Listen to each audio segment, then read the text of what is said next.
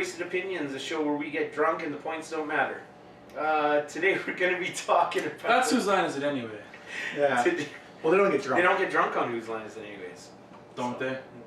Nah, they should. Today we're going to be talking about a unique topic. We're each going to go over a system that we owned. It might not be our favorite system or that, but just a system that we each owned. And our top 3 video games from each of those systems. And not necessarily in order, but just 3 of our favorite games that we played on it. These systems were near and dear to our hearts. Yeah, near and dear. Near and dear. A lot of memories coming up with these lists. So anyway, start with your name maybe too first. Yeah, I'm MussKeg. In the middle here is... Gentleman in the Streets, Demon in the Sheets, LewisLightning. And a kiss-stealing, wheeling-dealing son of a gun! And I'm just good old country boy. Hi. And I didn't think of anything. Yeah, Country boy. Clearly. Nope. But yeah, so why don't we start with you, country boy, and Sure. you can go through your list. Well, mine will be the most recent system, even though it's still probably 13, 14 years old. Oh, actually, no, 2000 I think came out, right? Something like that. So Yeah, it was and 17 years old. They've only stopped making games for it recently, like fairly recently, Yeah. last couple of years. Last few years. Yeah, so the PlayStation 2 was the system I chose. That was the second system I ever owned. And it's probably my favorite, honestly. I had a lot of games for that one. The first game I'll mention is God of War. They're still making games for God of War. If you've seen our last video, you know what it's about. It's about going through Greek mythology and just slaying all the mythological creatures and gods and demigods, and it's just you being a total badass and being this guy right here. Yeah. So, God of War. But Also one of my favorite games. yes, and God of War 2, I had a fight between God of War and God of War 2 here. I really wanted to say God of War 2, but God of War 1 had the better story, whereas God of War 2 has the better gameplay and the most like bosses and stuff you fight, so they're kind of a tie for me, to tell you the truth. I would say you can't go wrong with either, and especially if you pick up the God of War collection. Absolutely. Get it. If you don't have it, get it. It's really a good game. I've seen it played, never played it myself, but I've watched it being played. Mm-hmm. And yeah, I'm a huge fan of mythology. Like I know we all kind of are. That's probably my favorite part about the God of War games. Well, the one thing was the tie into cultural history. Right? One thing about God of War, it had that big wow factor right away. You're playing this game 2 minutes in, and you're on a boat and you're like just destroying these guys. All of a sudden, this big freaking sea creature comes in, a Hydra, and you're like, what the hell? And then you're fighting all of its heads out in the ocean. Like this is insane. Like it was pushing the PS2 to its limits. Like it looked good for the PS2 time, and God of War 2 looked even better. So next one on my list is Time Splitters 2. Time Splitters 1 was okay. It wasn't the greatest game. It's quite forgettable. But if anybody's ever played GoldenEye, which I think everybody's played GoldenEye, it's from the same team of guys that made GoldenEye.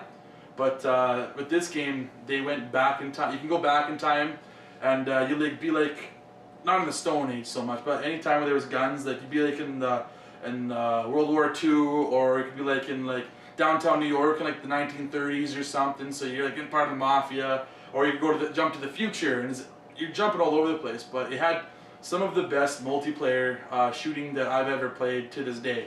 As they had so many different characters. If you'd be a monkey, you could be like a space alien, you could be like this big hulking brute, like you could be whatever. Yeah.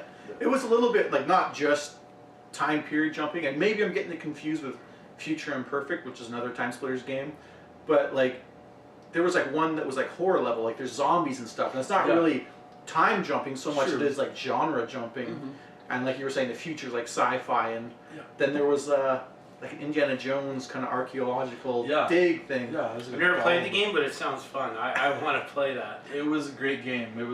I remember playing it with Lewis, and we always played that all the time. Whenever like. So was there multiplayer like? Oh yeah. Oh okay. Yeah, no, the multiplayer was awesome. Oh yeah. It was one of the best. We like the story of the multiplayer more. Like which was the multiplayer. I'd say. Yeah. Honestly, like I love GoldenEye. Don't get me wrong, but this was better than GoldenEye. Like just because of all the extra stuff on top of it. Just because it was newer. And it had more to it. It was more elaborate, more stuff to it. I would say for the multiplayer, I enjoyed this more because it was so weird and wacky. You could have like was it something like tranquilizer gun, not tranquilizer, a needle gun. Yeah. And you could like inflate a guy and he'd explode. Yeah. And there was all this kind of weird stuff. Whereas GoldenEye for the single player story, I like that better. Yeah, that was pretty good. So my last one is I want to say the whole collection, the Jack and Daxter collection, 1, 2, and 3.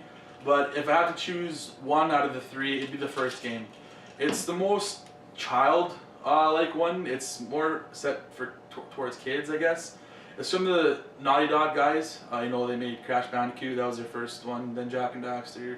Then Uncharted, and then The Last of Us. If anybody's heard of those games, but yeah, well, those are pretty good games too. Yeah. But Jack and Daxter is one of my favorite series.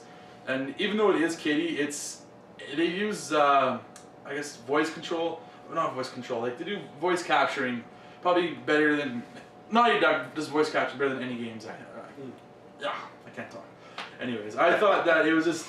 I know you guys like Zelda and all that stuff, but I just liked that this game. Like the cutscenes had really good voice acting. The cutscenes, everything, and the gameplay was excellent, and it was cartoony graphics, but it was still.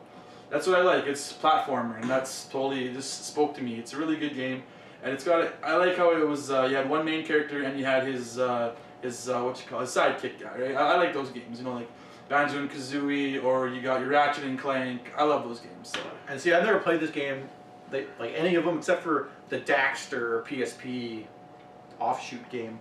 But to me, like I've never really liked those sidekick games that you're talking about. Like Banjo-Kazooie is a good game, but it's not for me. Mm-hmm.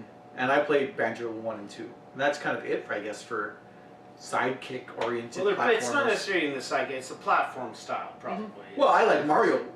It's 64. Mario 64, I like. Yeah, but that's one very specific. If you don't like other platformers, you're probably, other than maybe one specific one, then you're not going to be a platformer. Mm-hmm. But they still have Jack and Daxter. No, they haven't made When's the last one they made? game in a long time. The last thing they've done was just made the collection for the HD collection. Yeah. Did they do anything for PS3? They did. I think it was either the Vita or the PSP. I can't remember, but it wasn't the Naughty Dog guys. It was some second-hand team, and I never played it. And I heard the reviews weren't very good for it, so I never really cared. Wow. So it's got to go back to Naughty Dog if I'm gonna play it. So I love Naughty Dog. Fanboy. Anyways, I think that's my list, so we'll move on down to LewisLightning, I believe. Yeah. Next on the line. So, Sega Genesis was, I think, the first console that I would say I owned. My parents technically had it in television before we played that. But Genesis was I remember getting a Christmas morning, like 1992 or 93, and I could be way off on these dates. But we got it. Sounds about right. Yeah. And I was just like super excited to get it. But I would say that I wasn't as into games and what makes them good and bad. I was just a kid playing them. Yeah. So my list is just games that are fun, and maybe they're not going to make a top 10 list. But Mutant League Football was actually a game that I never owned. Actually, that one and Earthworm Jim, which I both have on my list, I never owned. I just always borrowed it or went to someone's house and played it. But Mutant League Football, for a guy who's not really big into sports games, that was fun. I could play that all day. And in fact, sorry, that's be hockey, not football. Oh, I was gonna say. I was gonna ask you, have you played Mutant League Hockey? I like Mutant League Hockey too. Hockey. That's how we spell it in Canada.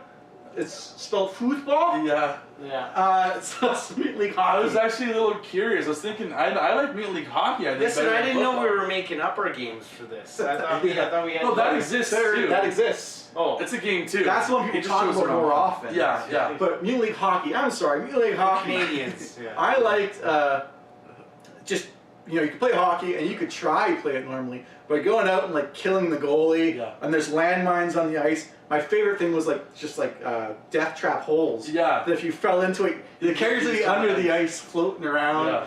That was amazing. I love that. And then absolutely. If the game got rowdy enough, the crowd would just start going nuts and they'd throw in chainsaws and maces on the ice.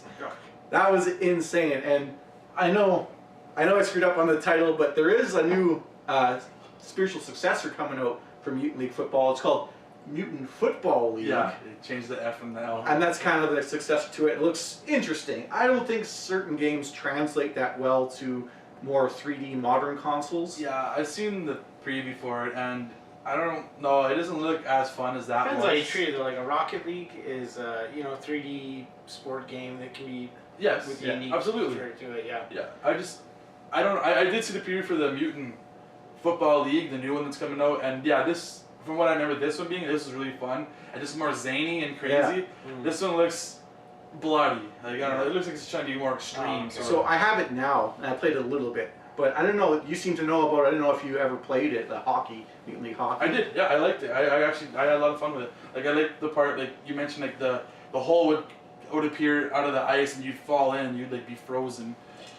Do you remember getting that, you get like the goalie where the net became like a giant head and you'd like shoot in its mouth? I can't that? remember. I Oh, can't no. remember that. Anyways, that was one of my top 3 picks. Yeah. Earthworm Jim, which I already mentioned. Again, I never owned it. I would just go a couple miles down to a buddy's place and we play it there. Earthworm Jim was really fun, zany, had a cartoon that was so popular in its time, right? I loved Earthworm Jim. Sarcastic comedy, Yeah. just great.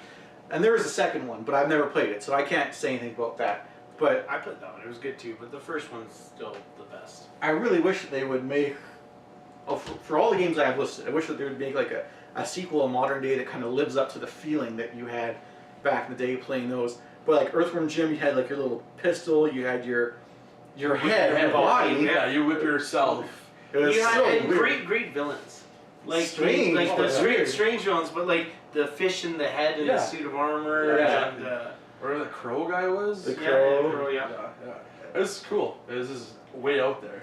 And I And think didn't his sidekick, like, if he got too angry, he would flip out all of a sudden? Wasn't that Honestly, Earthworm? I can't don't remember I that honestly unless can't it's the remember. second game. Okay. Possibly. Maybe. I can't remember.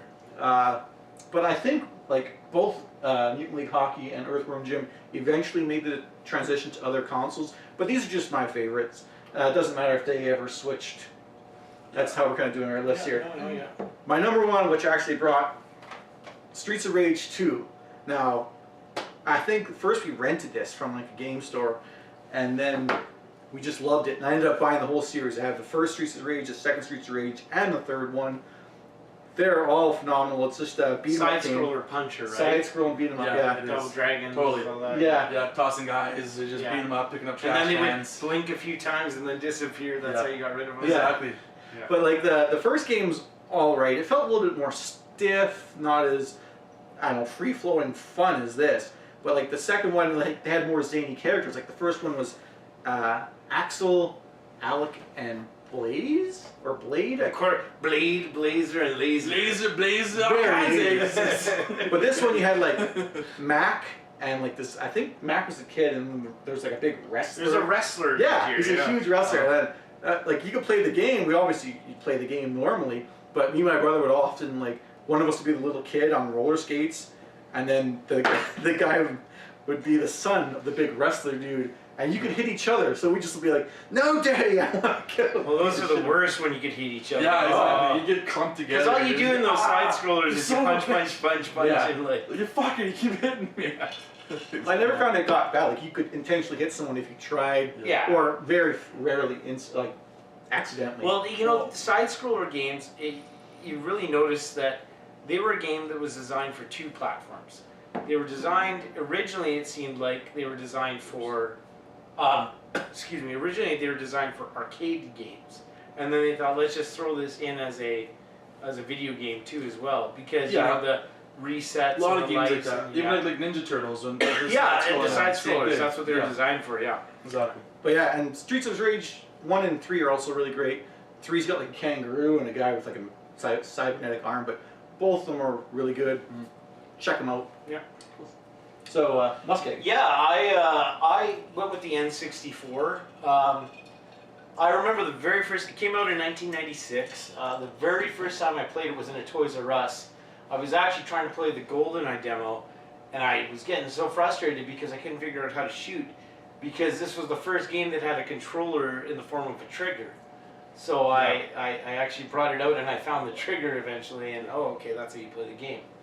But my top 3 games, and in no particular order, I'm going to start out with one that's a bit of a stretch, but 1080 snowboarding. I played this game back when you had to go rent video games, which was actually, I miss those days because it was so fun to go to a video Yeah, store yeah, and rent a game. absolutely. It's a highlight of a kid's week sometimes. It was. But, Yeah. Especially friends were coming over. but- Like, let's look at the Mortal Kombat that just came out or something. Like, or, or when a new game came out, you had to be there earlier because I rented out for weeks on end. That was the best. But like Lou, this was a game that I never actually owned. And yes, there's been lots of snowboarding, and I don't know why this one sticks out for me. It's maybe because it was the first one where you could go to unique locations. You didn't have to follow a straight path. You could try and go through a tunnel. You could try and go along the roof. You could find different ways.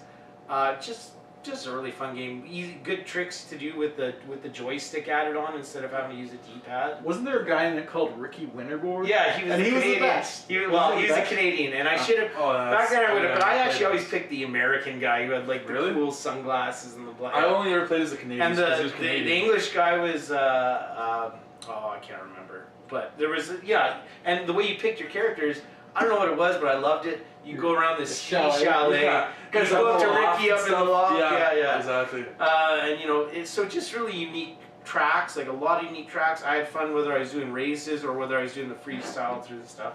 So just a game that I rented. I probably rented it so many times I could have spent the money to actually buy it. Yeah, but- and I kind of equate this game on the same level as like Tony Hawk 2. Yeah, I mean it's all yeah. the same, but Yeah. it was very much like Time killer, I was a PlayStation guy. I had Cool Borders. Yeah.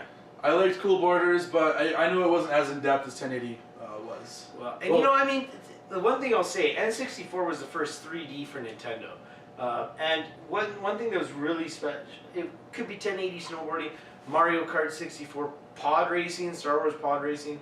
When they started doing 3D, it gave you a lot of ability to have new tracks and secret ways to go off and all that. And so that's what really brought and it in. there is a sequel to 1080, isn't there? I'm sure there was. I can't remember. Put it in the comments if you remember this. I honestly do think there is, but I haven't played it. Yeah, it's probably what's next after 1080. What's another 360 or? It's probably like 10,000. I managed to 800 or complete a something. 1080 once in that game. That was yeah. yeah. It's probably 1080 whiteout. But anyways, So I started with that. The next two are actually going to be pretty obvious to a lot of people, but GoldenEye, the very first. No, I'm just kidding. It's a good game. It's a good game. I love that game. I played it for hours. So sad. I love that game. I love Probably it. the very first first-person shooter multiplayer game that I ever played and got in. And I remember I used to have a 12-inch CRT projection TV that I'd be playing these things on, and you'd have your four friends sitting around. Tiny You'd have this much screen. Quit watching my screen. yeah. Oh, I'm gonna throw the golden gun on. All right. Yeah. No golden guns. No golden guns. Nobody can be Odd Job. Big head mode. Yeah, odd job and a golden gun in your screen. Just cheats. But like we mentioned earlier, I actually have a hard time deciding whether I like the multiplayer or the story mode. For me, I think I like the story mode more, only because the multiplayer, the value I got of it was being with friends playing the game. That's why I would love the multiplayer mode. Yeah, so which I did love, but the story mode had some really fun missions. Oh, yeah. My favorite mission, it's a tough call, but I remember the first mission when I played it the first time, I had no clue how to end it. I spent back and forth going along this dam, you just had to walk off. I was gonna say dam's one of my favorite. You had to learn your way That's through pretty these cool. things. There was a snow level where you're in the satellite dishes. Yeah. And you could do the missions any way you wanted. You could try and be sneaky. You could. Yeah. So love GoldenEye, great game, and I think most people would have it as their number one, but that's really. So I know nowadays a lot of people say that it's aged terribly. I don't agree with that. I think it's aged, but I think terribly. the one thing why it was so great back then is because nobody's ever played multiplayer like that before. I don't know what other shooters were out before where you could play on the same screen with your friends. I know you could play computer I was games. gonna say Quake and Quake and probably Doom and stuff like that, but not. I think that was probably the first console game where you could shoot each other and. I think the testament for me for GoldenEye, Perfect Dark came out, and Perfect Dark was a great game, but even after a few years of games being able to be developed, GoldenEye was still a better game than Perfect Dark. Yeah, they might have had better graphics on the characters. The faces weren't quite as plain, but Never played Perfect Dark, so I don't have a but comment it on had that. some good stuff to it as well. Okay. And my last one, my favorite game of all time, Legend of Zelda: Ocarina of Time. I can play this game year after year after year from start to finish. such a huge world for its time. So many amazing puzzles, temples, the concept of the time where you're going from young Link to old Link and old Link to young Link, back and forth. And I mean, my favorite sequence in this game wasn't even one of the temples. It was when you get captured by the Gerudos as old Link, and you have to escape their prison. You have to go find the princess or the Gerudos or something like that. You have to find. I remember hating that part. Really, I loved it. It was stealth. You had to do stealth. You didn't have your. You have it. I got nothing to add to this. I never played. Have you ever played a Zelda game? Yeah, no, I have. I think we discussed this last time. I played Twilight Princess. Yeah. But I've never played Ocarina of Time. I'm guilty. My favorite. I mean, I spent evenings fishing, trying to get the biggest fish in that thing. And that's what I like, is that it's not just story-oriented stuff that you have to do, but you could go fishing, you could play like with that bomb shoe game. There's tons of stuff. I gotta admit, I had to buy the player guide after, because I could not get through the water temple. So it was the Red Dead of its time. Oh yeah. It was Red Dead of all time. No. Of its time. Yeah. All the bullshit you could do on the side. All these, right? All the stuff. I still remember though, I had to buy the player's guide to get through it. I couldn't get past the stupid water temple because there was one thing I kept missing. Amazing game. Best temple. And I think the reason I love it so much is I could play it over and over again. And Majora's Mask, just as good of a game.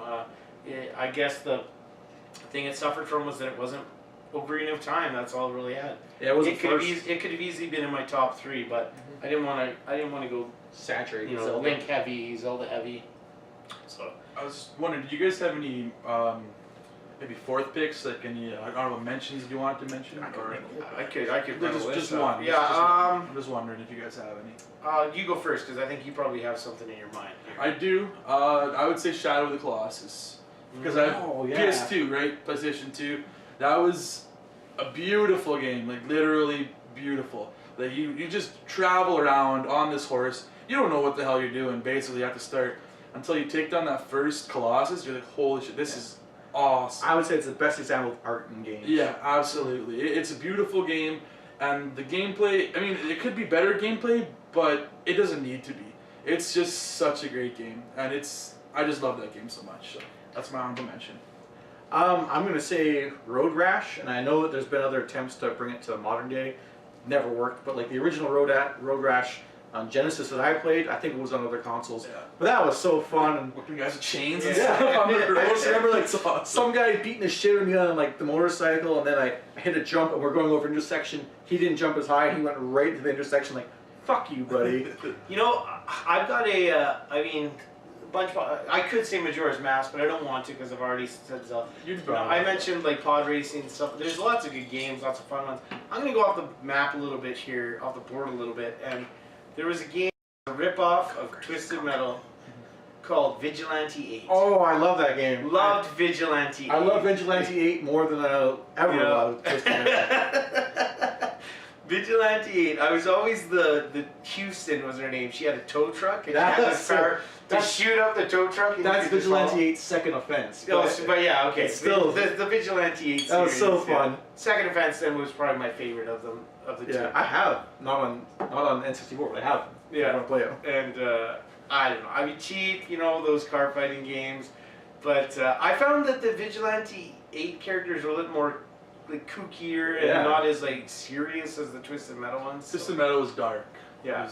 Whereas Vigilante 8 had a guy who drove in a Gremlin and was a BG, basically. Yeah. Like he had like a disco ball come up and it was so. But the thing about that game, just like Twisted Metal, was there would be so many random interactive things. Like I was playing this one that had a pit in the bottom of the level and it was like it looked like a desert town.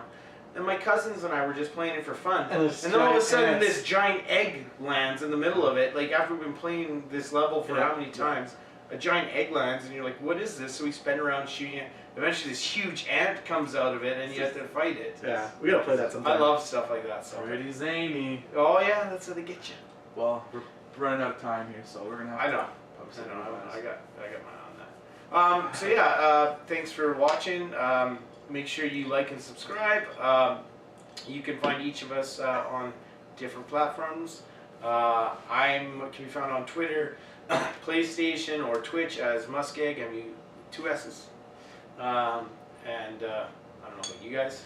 I'm on Twitch only, really. The LewisLightning, you can find me on there every now and then. Don't really broadcast a whole lot.